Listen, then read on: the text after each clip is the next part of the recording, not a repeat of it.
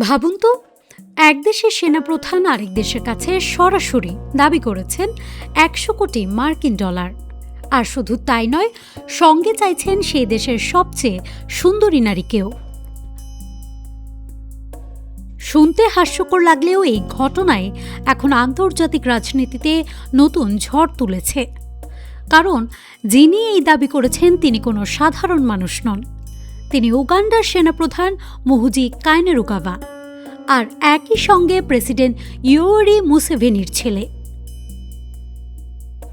সম্প্রতি সামাজিক যোগাযোগ মাধ্যম এক্সে একের পর এক পোস্টে মুহুজি কাইনেরুগাবা এমন কিছু বক্তব্য দিয়েছেন যা কূটনীতির ভাষায় একেবারেই অস্বাভাবিক।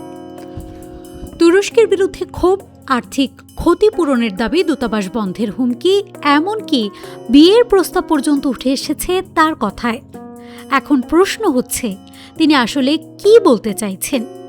এটা কি নিছক ব্যক্তিগত উস্কানি, নাকি এর পেছনে আছে কোনো বড় রাজনৈতিক বার্তা? মুহুজির দাবি খুব স্পষ্ট। তার মতে, উগান্ডা আঞ্চলিক নিরাপত্তা রক্ষায় যে অবদান রেখেছে তার যথাযথ স্বীকৃতি দেয়া হয়নি। তাই উগান্ডার প্রাপ্য হচ্ছে আর্থিক ক্ষতিপূরণ। তিনি এই অর্থকে বলেছেন নিরাপত্তা লভ্যাংশ। তার যুক্তি, উগান্ডা দীর্ঘদিন ধরে আফ্রিকান ইউনিয়নের মিশনের অংশ হিসেবে সোমালিয়ায় আল শাবাবের বিরুদ্ধে লড়াই করছে। এই লড়াই সহজ ছিল না, এটি ছিল রক্ত, ভয় আর দীর্ঘস্থায়ী ঝুঁকির লড়াই। অন্যদিকে মুহুজির অভিযোগ, তুরস্ক সোমালিয়ার রাজধানী মোগাদিশুর বন্দর, বিমানবন্দর এবং আরও কিছু অবকাঠামো প্রকল্প থেকে লাভ করছে। অর্থাৎ উগান্ডার নিরাপত্তা দিচ্ছে আর লাভ তুলছে অন্যরা। এই বক্তব্যের মাধ্যমে তিনি বোঝাতে চেয়েছেন উগান্ডাকে বঞ্চিত করা হচ্ছে। কিন্তু এখানেই থামেননি তিনি। মুহুজি লিখেছেন, তুরস্ক যদি তাদের টাকা না দেয় তাহলে কাম্পালায় তুর্কি দূতাবাস বন্ধ করে দেয়া হবে ৩০ দিনের মধ্যে। আর তুরস্ক চাইলে উগান্ডার দূতাবাসও বন্ধ করতে পারে, তাতেও তার আপত্তি নেই।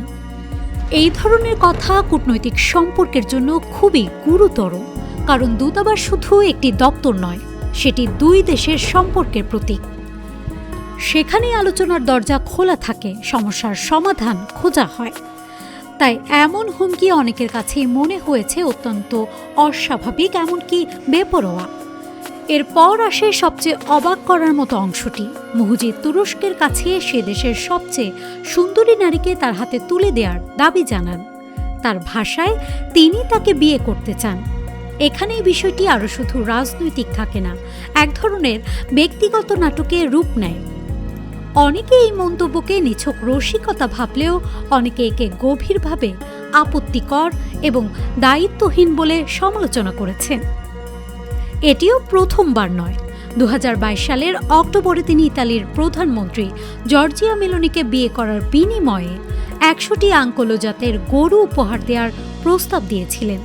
সেটিও তখন ব্যাপক বিতর্কের জন্ম দিয়েছিল। নিউজ ডেস্ক, মানব জমিন।